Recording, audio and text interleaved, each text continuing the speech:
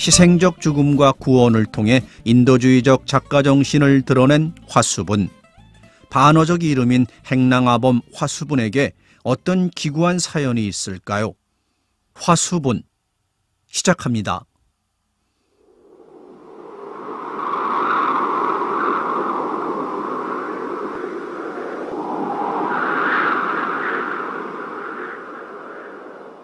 첫겨울 추운 밤은 고요히 깊어간다. 뒤뜰 창바깥에 지나가는 사람 소리도 끊어지고 이따금 찬바람 부는 소리가 휙 우수수하고 바깥에 춥고 쓸쓸한 것을 알리면서 사람을 위협하는 듯하다. 만주노 호야 호야.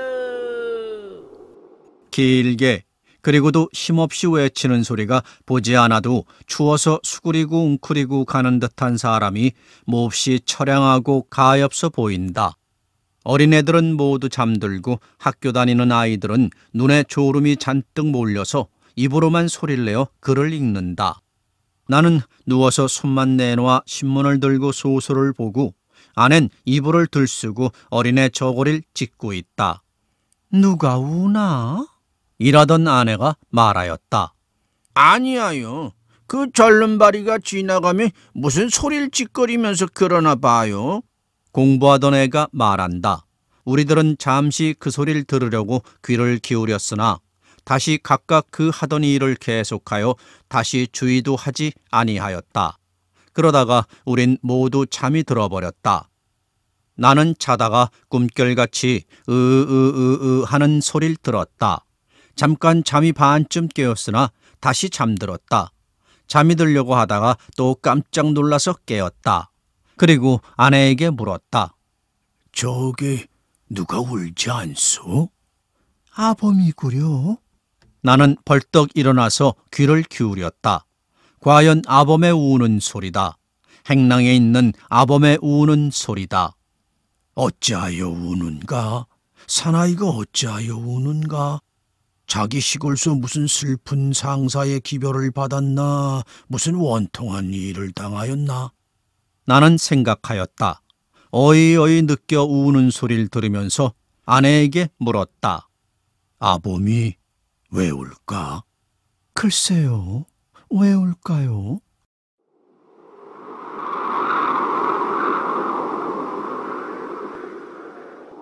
아범은 금년 9월에 그 아내와 어린 계집애 둘을 데리고 우리 집 행랑방에 들었다. 나이는 한 30살쯤 먹어 보이고 머리에 상투가 그냥 달라붙어 있고 키가 늘씬하고 얼굴은 기름하고 누르퉁퉁하고 눈은 좀 큰데 사람이 퍽 순하고 착해 보였다. 주인을 보면 어느 때든지 그 방에서 고달픈 몸으로 밥을 먹다가도 얼른 일어나서 허리를 굽혀 절한다. 나는 그것이 너무 미안해서 그러지 말라고 이르려고 하면서도 늘 그냥 지내었다. 그 안엔 키가 자그마하고 몸이 똥똥하고 이마가 좁고 항상 입을 다물고 아무 말이 없다. 적은 돈은 회개할 줄 알아도 원이나 100냥 넘는 돈은 회개할 줄을 모른다. 그리고 어멈은 날짜 회개할 줄을 모른다. 그러기에 저 낳은 아이들의 생일을 아범이 그 전날 내일이 생일이라고 일러주지 않으면 모른다고 한다. 그러나 결코 속일 줄을 모르고 무슨 일이든지 하라는 대로 하기는 하나 얼른 대답을 시원히 하지 않고 꾸물꾸물 오래 하는 것이 흠이다. 그래도 아침에는 일찍 일어나서 기름을 발라 머리를 곱게 빗고 빨간 댕기를 들여 쪽을 찌고 나온다. 그들에겐 지금 입고 있는 단벌 호옷과 조그만 냄비 하나밖에 아무것도 없다. 세간도 없고 물론 입을 옷도 없고 덮을 이부자리도 없고 밥 담아 먹을 그릇도 없고 밥 먹을 숟가락 한 개가 없다. 있는 것이라고는 보기 싫게 생긴 딸 둘과 작은 애를 없는 혼 누더기와 띠, 아범이 벌이하는 지게가 하나, 이것뿐이다.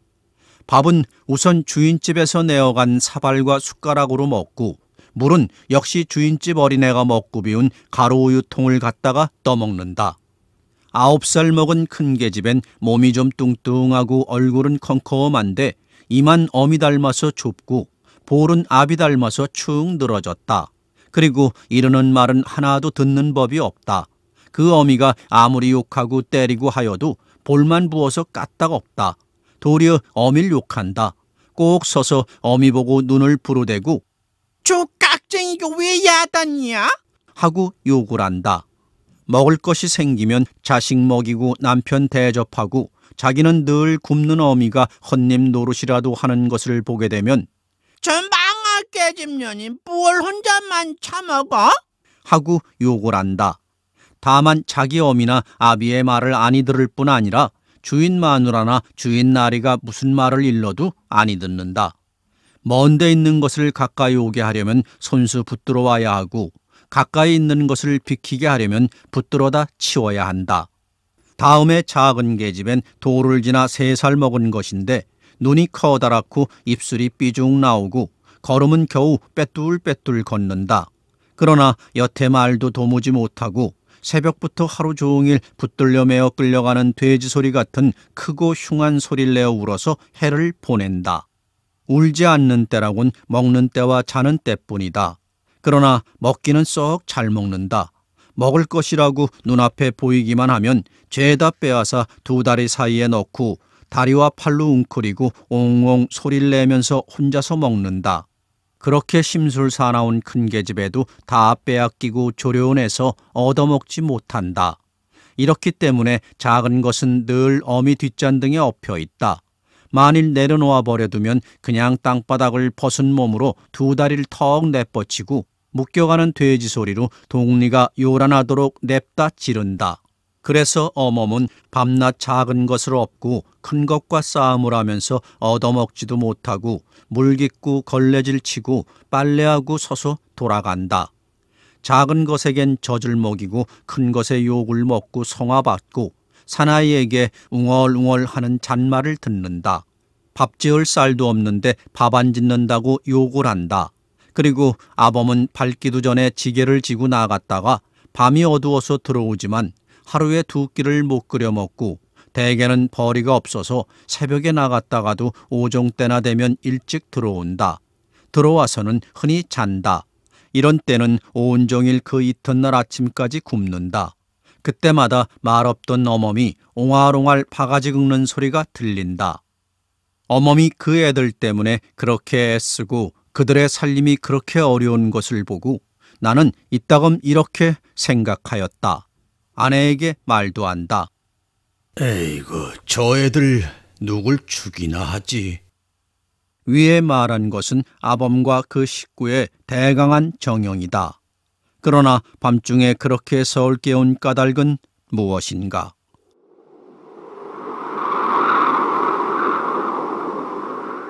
그 이튿날 아침이다. 마침 일요일이기 때문에 내게는 한가한 틈이 있어서 어멈에게서 그 내용을 들을 기회가 있었다. 지난밤에 아범이 왜 그렇게 울었나? 하는 아내의 말에 어멈의 대답은 대강 이러하였다. 지가 늘 쌀을 팔러 댕겨서 저 뒤에 쌀가게 마누라를 알지요. 그 마누라가 퍽 고맙게 굴어서 이따금 앉아서 이야기도 했어요. 때때로 아이고 그래 그 애들을 데리고 그래 어떻게나 지내나? 하고 물어요. 그럴 적마다 죽지 못해 살지요. 하고 아무 말도 아니했어요. 그러는데 한 번은 가니까 큰애를 누굴 주면 어떠냐고 그래요. 그래서 제가 데리고 있다가 먹이면 먹이고 죽이면 죽이고 하지 제 새끼는 어떻게 남을 줍니까? 그리고 워낙 못생기고 아무 철이 없어서 애미 애비나 기르다가 죽이더라도 남은 못 주어요. 남이 가져갈 게 못 됩니다. 그곳을 데려가시는 댁에선 길러 무엇합니까? 돼지면 잡아나 먹지요. 하고 전 출 생각도 아니했어요. 그래도 그 마누란 아이고 어린 것이 다 그렇지 어떤가. 어서 좋은 댁에서 달라니 보내게 잘 길러 시집 보내주신다네. 그리고 젊은이들이 벌어먹고 살아야지. 애들을 다 데리고 있다가 인제 차차 날도 추워오는데 모두 한꺼번에 굶어 죽지 말고 하시면서 여러 말로 대구 권하셔요. 말을 들으니까 그랬으면 좋을 듯도 하기에 그럼 저희 아범 보고 말을 해보지요 했지요. 그랬더니 그 마누라가 부쩍 달라붙어서 내일 그댁 마누라가 우리 집으로 오실 터이니 그 애를 데리고 오셔요 해서 전 글쎄요 하고 돌아왔지요. 돌아와서 그날 밤에 그젯밤이 올시다. 그젯밤이 아니라 어제 아침이 올시다. 요새 전 정신이 하나도 없어요. 그래 밤엔 들어와서 반찬도 없다고 밥도 안 먹고 곤에서 쓰러져 자길래 그런 말을 못하고 어제 아침에야 그 얘기를 했지요. 그랬더니 내가 아나 임자 마음대로 하게 그려. 그러고 일어서서 지게를 쥐고 나가버리겠지요. 그러고는 저 혼자서 온종일 이리저리 생각을 해보았지요. 아무려면 제 자식을 남을 주고 싶지는 않지만 어떻게 합니까? 아시듯이 이제 새끼 또 하나 생깁니다 그려. 지금도 어려운데 어떻게 둘씩 셋씩 기릅니까? 그래서 차마 발길이 안 나가는 것을 오종때가 되어서 데리고 갔지요. 짐승 같은 계집애는 아무것도 모르고 따라 나서요. 앞서가는 것을 뒤로 보면서 생각을 하니까 어째 마음이 안 되었어요. 하면서 어멈은 울먹울먹한다. 눈물이 핑 돈다. 그런 것을 데리고 갔더니 참말 알지 못하는 마누라님이 앉아 계셔요. 그 마누라가 이걸 호떡이라 군밤이라 감이라 먹을 것을 사다 주면서 나하고 우리 집에 가 살자. 이쁜 옷도 해주고 맛난 밥도 먹고 좋지. 나하고 가자 하시니까 이것은 먹기에 미쳐서 대답도 아니하고 앉았어요. 이 말을 들을 때 나는 그 계집애가 우리 마루 끝에 서서 우리 집 어린애가 감 먹는 것을 바라보다가 내버린 감 꼭지를 쳐다보면서 집어가지고 나갔던 것이 생각났다. 어멈은 다시 이야기를 이어 그래, 제가 어쩌나 보려고. 그럼 너 저 마님 따라가 살련? 난 집에 갈 터이니 했더니 저는 본체만체 하고 머리를 끄덕끄덕 해요. 그래도 미심해서 정말 갈 테야? 가서 울지 않을 테야? 하니까 절 한번 흘끗 노려보더니 그래 걱정 말고 가요 하겠지요. 하도 어이가 없어서 내버리고 집으로 돌아왔지요. 그러고 돌아와서 저 혼자 가만히 생각하니까 아범이 또 무엇라고 할는지 몰라 어째 안 되었어요. 그래 바삐 아범이 일하러 댕기는 데를 찾아갔지요. 한번 보기나 하려고. 염천교 다리로 남대문 통으로 아무리 찾아야 있어야지요. 몇 시간을 애써 찾아댕기다가 할 수 없이 그 댁으로 도로 갔지요. 갔더니 계집애도 그 마누라도 벌써 떠나가 버렸겠지요. 그 댁 마님 말씀이 저녁 6시 차에 광해인지 광한지로 떠났다고 하셔요. 가시면서 보고 싶으면 설 때 나와 보고 와 살려면 농사 짓고 살라고 하셨대요. 그래 하는 수가 있습니까? 그냥 돌아왔지요. 와서 아무 생각이 없어서 아범 저녁 지어줄 생각도 아니하고 공연히 밖에 나가서 왔다 갔다 돌아댕기다가 들어왔지요. 저는 눈물도 안 나요. 그러다가 밤에 아범이 들어왔기에 그 말을 했더니 아무 말도 아니하고 그렇게 통곡을 했답니다. 여북하면 제 자식을 꿈에도 보도 못하던 사람에게 주겠어요. 할 수가 없어서 그렇지요.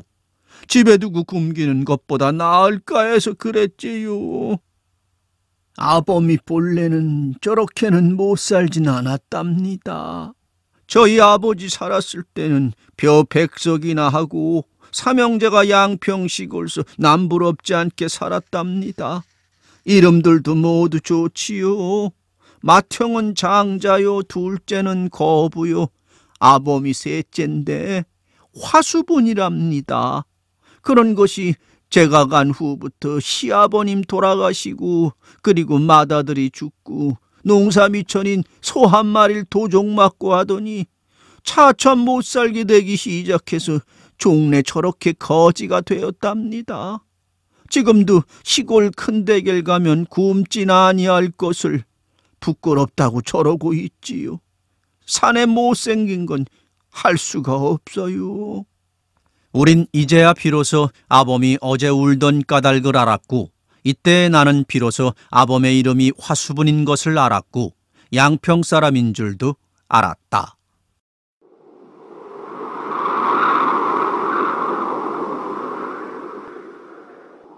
그런지 며칠이 지난 어느 날 아침이다.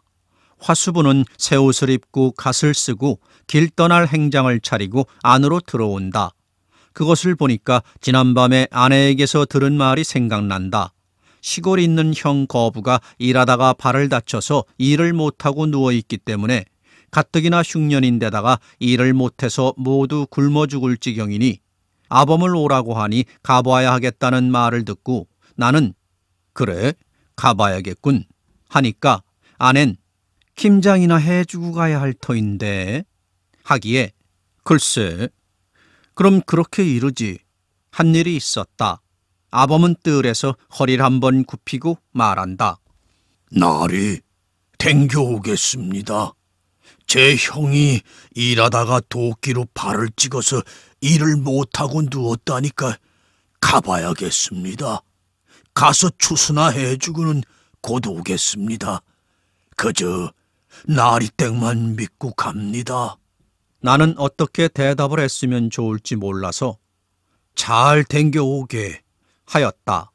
아범은 다시 한번 절을 하고 안녕히 계십시오 하면서 돌아서 나아갔다. 저렇게 내버리고 가면 어떡합니까?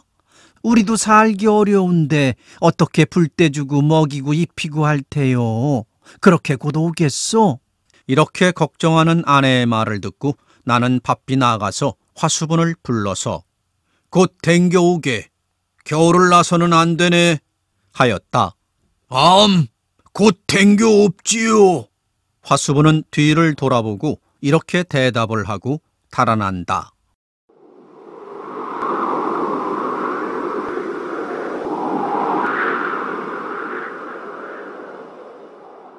화수분은 간지 일주일이 되고 열흘이 되고 보름이 지나도 아니 온다.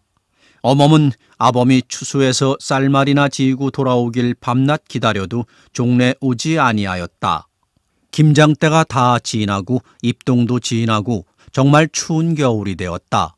하루 저녁은 바람이 몹시 불고 그 이튿날 새벽엔 하얀 눈이 펑펑 내려 쌓였다. 아침에 어멈이 들어와서 화수분의 동네 이름과 번지 쓴 종이 조각을 내어놓으면서 오지 않으면 제가 가겠다고 편지를 써달라고 하기에 곧 써서 부처까지 주었다. 그 다음 날부터는 며칠 동안 날이 풀려서 꽤 따뜻하였다. 그래도 화수분의 소식은 없다. 어멈은 본래 어린애가 딸려서 일을 잘 못하는 데다가 다리병이 있어 다리를 잘 못 쓰고 더구나 며칠 전에 손가락을 다쳐서 일을 하지 못하는 것을 퍽 미안하게 생각한다. 그리고 추운 겨울에 혼자 살아갈 길이 막연하여 종래 아범을 따라 시골로 가기로 결심을 한 모양이다. 그만 아씨, 시골로 가겠습니다. 몇 니나 되나? 몇 년인지 사나이들은 일찍 떠나면 하루에 간다고 해도 전 이틀에나 겨우 갈 거리요. 혼자 가겠나? 물어가면 가기야 가지요. 아내와 이런 문답이 있은 다음 날 아침바람이 몹시 불고 추운 날 아침에 어멈은 어린 것을 업고 돌아볼 곳도 없는 행랑방을 한번 돌아보면서 아창아창 떠나갔다. 그날 밤에도 몹시 추웠다. 우리는 문을 꼭꼭 닫고 문틈을 헝겊으로 막고 이불을 둘씩 덮고 꼭꼭 붙어서 일찍 잤다. 나는 자면서 잘 갔나 얼어 죽지나 않았나 하는 생각이 났다. 화수분도 가고 어멈도 하나 남은 어린 것을 업고 간 뒤엔 대문가는 깨끗해지고 시커먼 행랑방 방문은 닫혀 있었다. 그리고 우리 집엔 다시 행랑 사람도 안 들이고 식모도 안 이두었다. 그래서 몹시 추운 날 아낸 손수 어린 것을 등에 지고 이웃집의 우물에 가서 배추와 무를 씻어서 김장을 대강 하였다. 아낸 혼자서 김장을 하면서 눈물을 흘리고 어멈 생각을 하였다.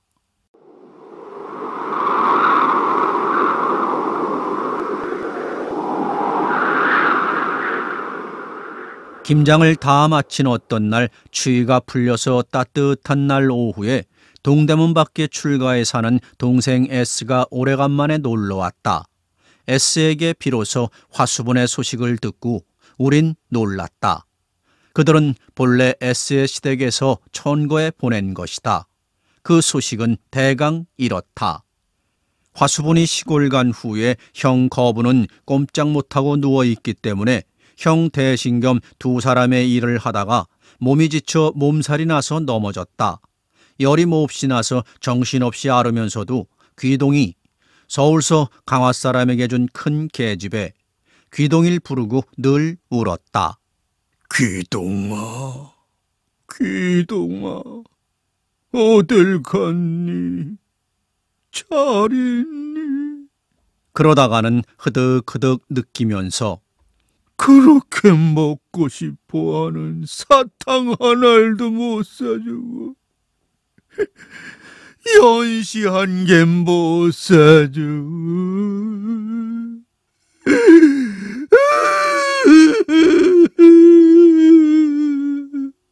하고 소리를 내어 어이어이 운다. 그럴 때 어멈의 편지가 왔다. 뒷집 귀갓집 진사댁 서방님이 읽어주는 편지 사연을 듣고 작은 계집의 이름을 부르며 또 어이어이 운다. 아이고, 옥분아, 옥분이.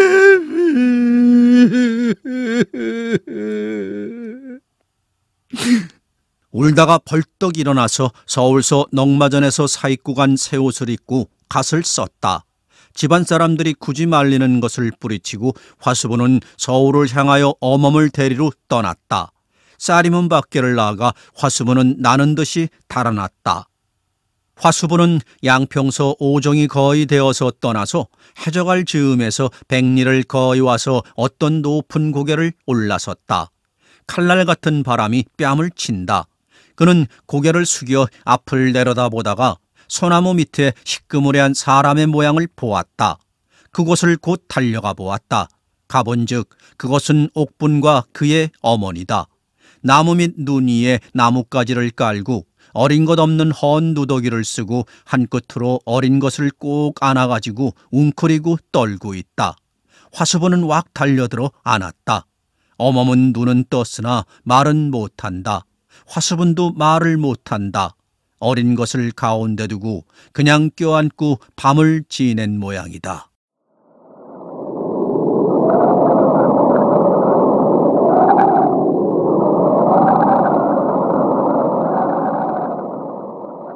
이튿날 아침에 나무장사가 지나다가 그 고개에 젊은 남녀의 껴안은 시체와 그 가운데 아직 막 자다 깬 어린애가 등에 따뜻한 햇볕을 받고 앉아서 시체를 툭툭 치고 있는 것을 발견하여 어린 것만 소에 싣고 갔다.